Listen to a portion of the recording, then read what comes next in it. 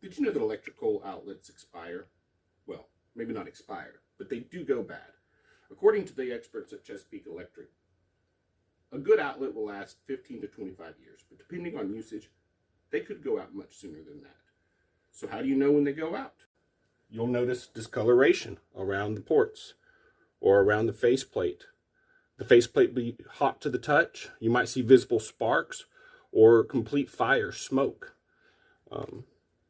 If any of these happen, then it is very important for you to immediately disconnect power to that circuit. And then you probably need to have the outlet replaced. I'm here to show you how to do that. Some of the materials you're going to need to do this are an outlet. Pick the one that you want to use the most. They come in many different formats.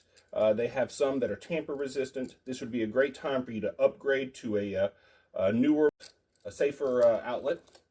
You're going to want wire strippers, Phillips screwdriver, flathead screwdriver, needle nose pliers, possibly wire cutters, something to test the electrical circuit. That could come in the form of a indicator like this, a multimeter, or a lamp. You just want to make sure that you test the lamp before you try to use it. Works. That's a live outlet. You're going to want safety glasses, gloves, possibly a light for inspecting inside once you have it opened. You're going to want long sleeve cotton shirt, closed-toed shoes with rubber soles to protect from arc flash. The National Library of Medicine states that there are over 1,000 deaths every year and 30,000 non-fatal injuries from electrical accidents. So if at any point you do not feel safe doing this procedure, then I suggest you stop, call a professional, and have them come and work on your electrical grid. But I know that if you de-energize the circuit, my experience, 20 years of home ownership and 26 years of working with electricity, states that if I de-energize this circuit, all jobs can be done safely. So these are what your electrical panels are going to look like. You'll want to find the correct circuit for the breaker you're working on.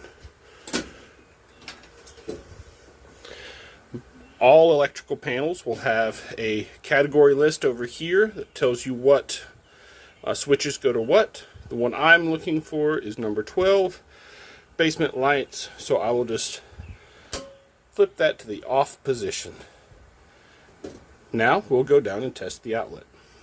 I've tested the outlet for power. There is no power. Just for full disclosure, I did kill the wrong circuit. When I came down to check, there was still power, so I went, found the correct breaker, and I now have it off. So your first step is going to be to remove the faceplate. Here you have the electrical outlet in the receptacle box. The receptacle box is the blue part. The outlet's here. Before you touch any part of there, you want to try to check for any other live wires. Look inside the box. Make sure there's no big messes. Doesn't look like there's any insulation or insect or rodent life in there. Just make sure everything looks good, clean. All right, at that point, we verified we don't have any power. We are good to remove the outlet. You got 2 Phillips screws, one on top, one on bottom. See 2 white wires. Those are your neutral wires. You've got 2 black wires, which are your hot or your live wire. And then you've got a copper. It's generally going to be green, or a ground, which is generally green or copper. By using a Phillips screwdriver to loosen the screws,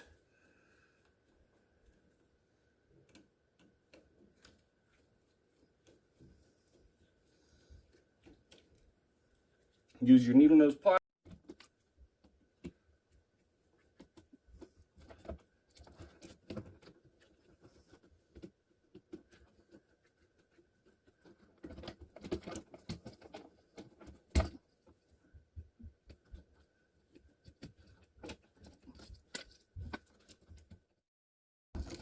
Once you have the old outlet out, you will take the new outlet again. White screws, white wires. So you'll just reattach It doesn't matter which screw, which white wire goes on, top or bottom, as it's essentially the same wire.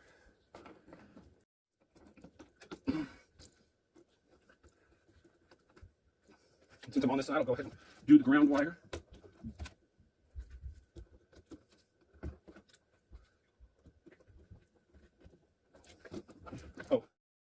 Oh, you'll also want to inspect your wires here for any melting or any dark discoloration, anything that would lead you to believe that wire may no longer be good. I see a little bare spot right here on the insulation, so I'm just going to clip this off. I'm going to take my wire strippers. I'm going to find the 14 gauge here. I'm going to use that slot to strip a section of new wire.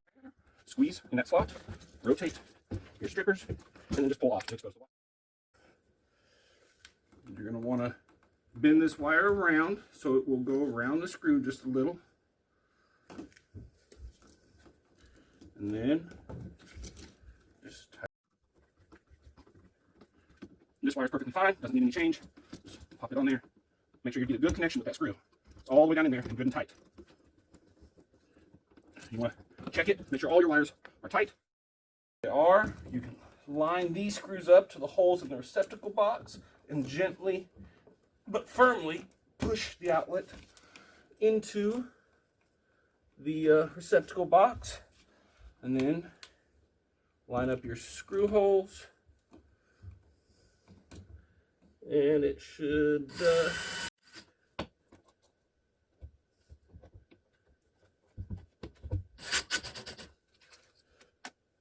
drill is nice for speeding things along, but it can also apply too much force and end up doing damage. So just be cautious.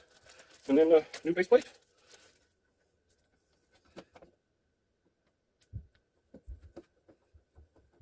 Be careful not to crack your faceplate by over tightening this screw. Doesn't need much. Now we're good to resupply power and check the outlet. All right, here we are at the breaker. You'll want to reestablish or re-energize that breaker, that circuit. There we go. It did not trip. That's a very good sign. Now we'll go test the breaker. Now that we have re-energized this circuit, let's test it to see if it's working.